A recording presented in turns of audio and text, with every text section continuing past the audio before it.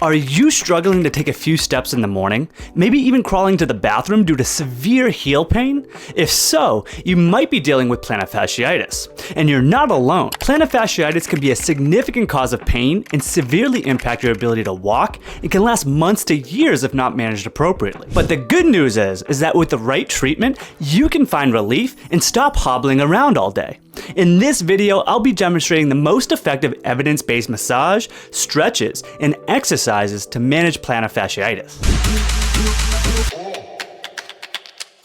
Plantar fasciitis occurs when the plantar fascia, which is a super tough and strong fibrous band of tissue that runs along the sole of the foot, becomes irritated. The plantar fascia connects the heel bone to the base of the toes, supporting the arch of the foot and plays a key role in normal foot mechanics during walking. Now, the key to treating plantar fasciitis lies not in just pain management, but more importantly, in addressing the underlying causes that strain the plantar fascia, which is typically a combination of stiffness and weakness of the foot. So it takes an active recovery approach to get it to go away completely. And here is where many people go wrong, relying on passive treatments such as medications, cortisone injections, or expensive out-of-pocket treatments such as shockwave therapy. These treatments only treat the symptoms, not the root cause of the issue. Massaging the muscles surrounding the foot and ankle is key to managing plantar fasciitis. The tighter these muscles are, the more stress through the plantar fascia. So getting these muscles nice and relaxed can significantly improve pain and normalize how the foot and ankle move.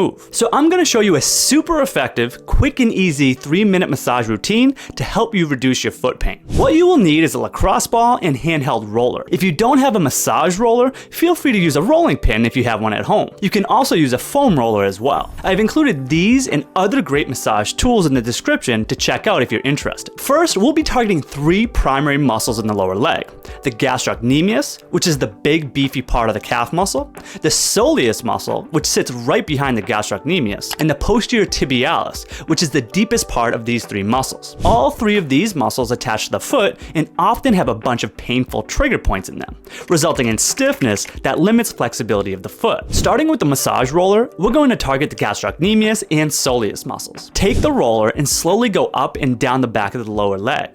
Make sure to hit all aspects of these 2 muscles, spending around 60 seconds massaging along the outside, the middle, and inside part of the lower leg.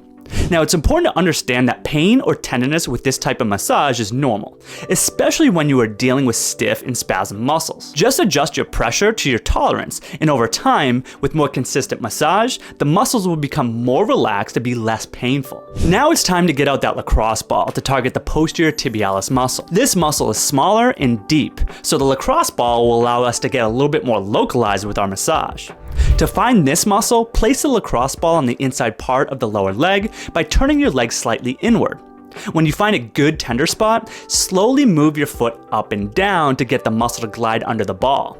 After about 30 seconds, find another tender spot. Slowly work up and down the length of the muscle to hit all of the painful trigger points.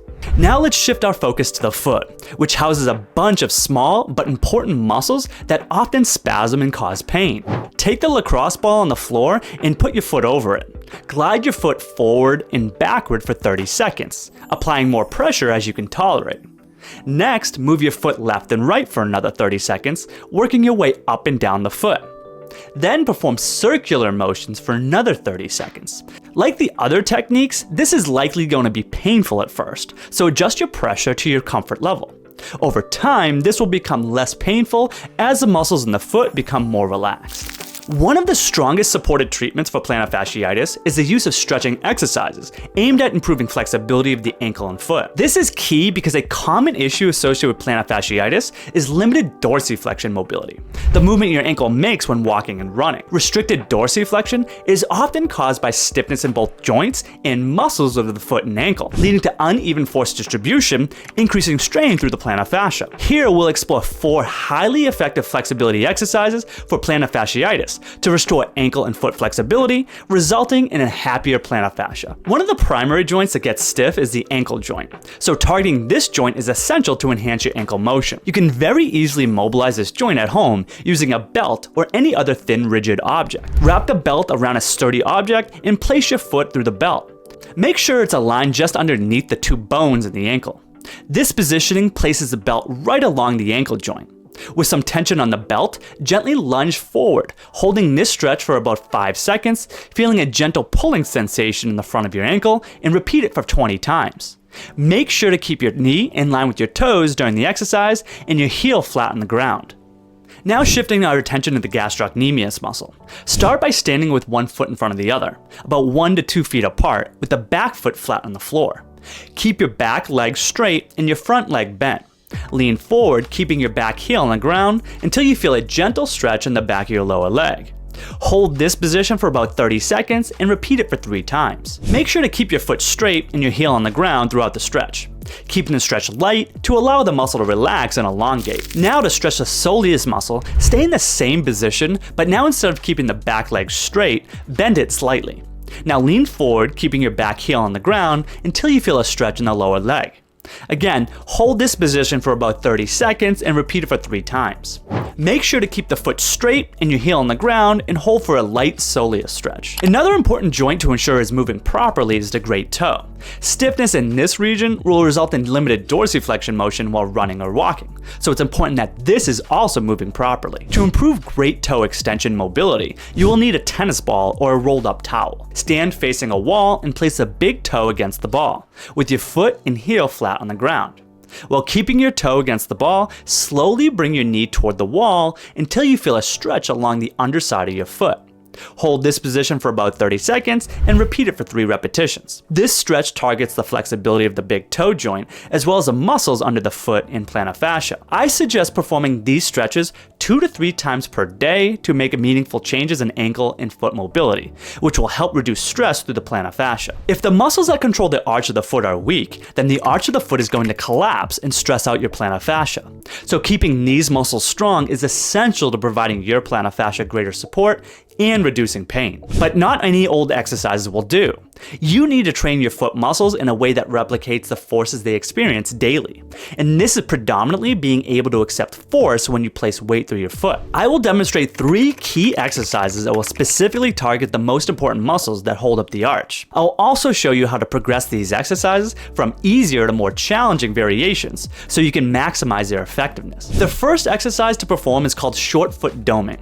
This is a great exercise to target the small but very important intrinsic muscles that live in the bottom of the foot. Start by sitting with your foot flat on the ground.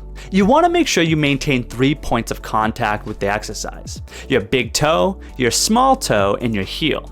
Now, while maintaining these points of contact, press your toes into the ground and then try to raise your arch of your foot up. Hold this position for 5 seconds and repeat it for 2 sets of 15 repetitions. This may look simple, but it's actually quite challenging and will take some practice. The key is not to curl your toes while doing this. You should see your arch raised slightly off the ground. This will become easier with more practice. Once you get this down pat, you can make the exercise even more challenging by performing it standing on 2 legs. Just make sure you're not compensating by curling your toes. Now, to elevate this exercise even further, to get even more benefit, attempt it by standing on 1 leg. This will place even greater weight through your foot, further strengthening the muscles. But make sure you can control the movement. If it's too hard, go back to the previous exercise. Next, we're going to focus on the posterior tibialis muscle.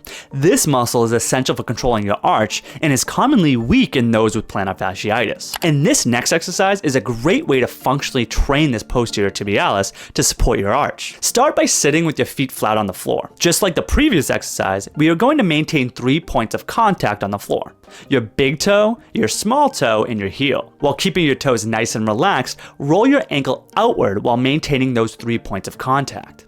Hold for 5 seconds and then very slowly relax back to the starting position. Repeat this for 2 sets of 15 repetitions. Now, the key to this exercise is to make sure your legs are not performing this motion. Instead, make sure the movement is coming primarily from your ankles. Now, once you have mastered this in a sitting position, perform this in standing to replicate the forces of weight bearing to strengthen the muscles even further. For an even greater challenge, add a resistance band around the ankles. But remember, make sure your ankles are doing all of the work and you're not compensating with the rest of your leg. Go slow and emphasize control. Next, we will be performing heel raises on a step. This exercise is excellent for strengthening many of the muscles in your foot as well as your calves. Doing it off a step provides an extra stretch to the calves and plantar fascia, which is an added benefit. Start by placing the ball of your foot at the very edge of the step. While holding onto the railing, raise up on your toes, pause, and then very slowly lower down until you feel a stretch. Perform this for 2 sets of 20 repetitions. Once this becomes easy, try to perform this with the other foot on the step above. This will place greater weight through the foot on the lower step, adding to the gains in strength. And for an even greater challenge, now perform this on one leg, which will significantly increase the difficulty and further strengthen the targeted muscles. Make sure to go slow and maintain control throughout the movement. Avoid using momentum or rushing the exercise. Slow and steady will result in greater strength gains. Well, there you have it, a complete evidence-based guide on stretching and exercises for plantar fasciitis. Are you facing specific challenges with plantar fasciitis? Share your experiences and questions in the comments below. I value your feedback and would love to hear from you. And if you found value in this video, please like, share, and subscribe to stay updated on everything you need to know about your body, how it works, and what it needs to keep moving.